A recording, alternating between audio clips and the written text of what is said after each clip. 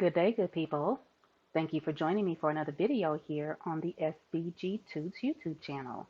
I am Phaedra Dion, owner and lead educator at SBG Tuts. Today I want to talk about how to properly use Google Images. I have watched several videos from those who have crafting YouTube channels, and so many times I hear them say, just go to Google and grab an image and you can do this, that, and the third. That's not accurate. You cannot just go to Google Images and use any image you want. Now, the thing that concerns me with the people I watch on YouTube who are going to Google, grabbing images to demonstrate how to do something in Cricut Design Space or how to sublimate is that their videos are monetized.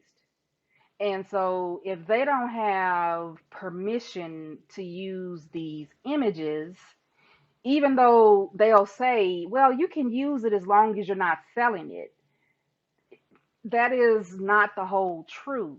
They are making money from somebody else's intellectual property. So you need to be aware of the fact that it's not okay just to jump on Google Images and grab anything you want.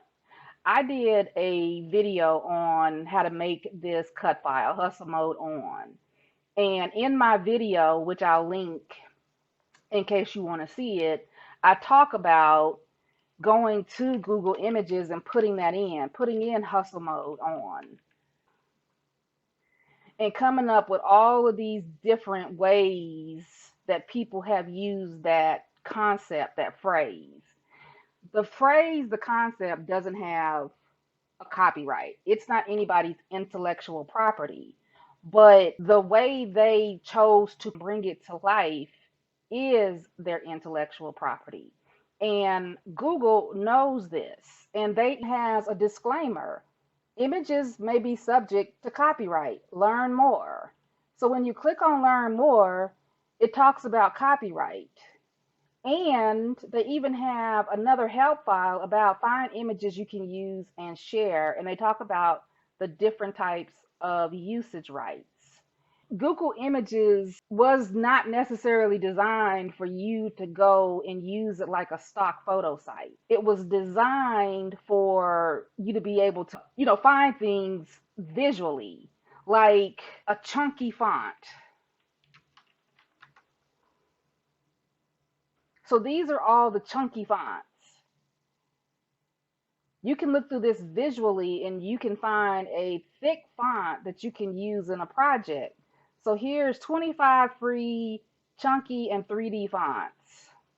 It's an article. So I go to the article and then I look through all of the fonts that the person who wrote the article put on here. And if I see one that I think I want to use, then I go and find where it is, sign up, and then I download it and use it. That's what Google Images is for. It's also for like finding other stuff, like if you wanted to find an image that you created, you can put your illustration in here and you can look to see who's using it. So Google didn't used to have these tools. Now they do. I'm sorry. Maybe they did. I just didn't know they existed. And then I hit tools one time and said, oh, usage rights.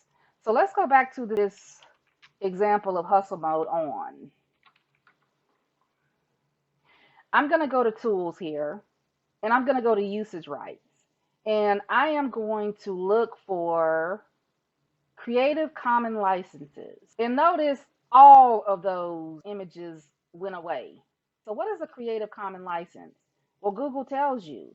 Creative Commons licenses. These images are usually available at no charge to use, but require credit. They may also have limitations on how or in what context you can use them. For example, an image's license might state that you can't modify it or use it for commercial purposes. Then we have commercial and other licenses. These images have non-Creative Commons licenses and can be from either sites available at no charge or commercial sites. You need to be aware of what you're doing. None of those files come up under Creative Commons. Okay, that means that you need to get permission to use these files, or you need to get a license to use the file.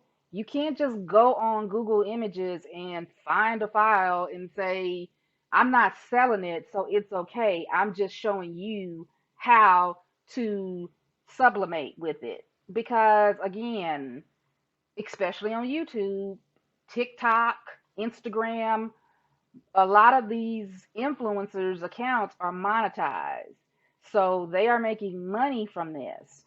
And you need to be concerned also, even though you're not making money now, if you're putting this on a blog and you decide to monetize your blog later, you're going to have to go through and figure out what you're using that's not free or get permission to use, because nobody may come after you right away, but when this, or if this ever becomes a big issue and it hits the news and people start talking about it, you're going to have a lot of creatives who are going to start looking for who's using their content and where they're using it, and if it's being used illegally or without permission. And that'll be the next big news story. So you don't want to be a part of the news story. And that is why I started SVG Tuts, because I wanted to help people learn to make their own cut files, so that if you see a concept you like, then you can learn to make it. This is not to scare you. This is just to prepare you. There are concepts, there are phrases that just are not copyrighted. So I'll put in good vibes only. This is one I see a lot. And then there are all these ways that it has been brought to life.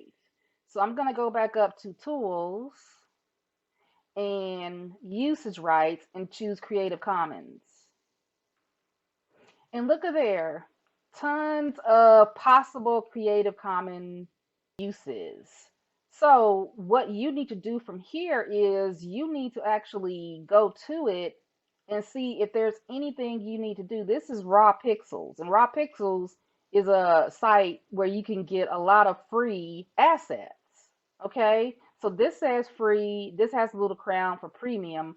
When you click on this that says free, look over on the right hand side and see what that means. Here we go. This is the public domain. Anything in the public domain you can use free of charge without attribution, and it does not have a copyright. So anytime you see CC0, then you can use it. Our public domain collection is free for personal and commercial use with no attribution required. Okay, so even though Google is telling you that it's Creative Commons, you still need to go and see what that entails.